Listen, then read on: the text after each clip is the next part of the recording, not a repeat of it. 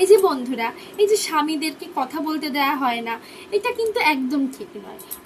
আমার বড় দিদি, আমি তো ওকে সব জায়গায় কথা বলতে যে তুমি বলো, তোমার ওপিনিয়নটা রাখো, তাই না? তোমাকে কে কথা বলতে বলেছে? আমি বলছি তো। হ্যাঁ, তোমাকে কথা বলতে বলেছি, সব জায়গায় তোমার কথা বলে চাই। হ্যাঁ, এই জন্য তোমাকে দাও কোমরে কি হাতটা দেবে। হ্যাঁ, তো যেটা বলছিলাম, তো বড়দের তাই জন্য কিন্তু স্বামীদের কথা বলতে দেওয়া উচিত।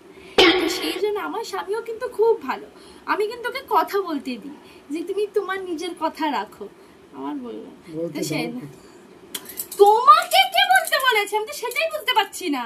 আমি তো বলছি, তোমাদের তো কথা বলার কি দরকার? হ্যাঁ, কোমরে কে হাতটা দেবে?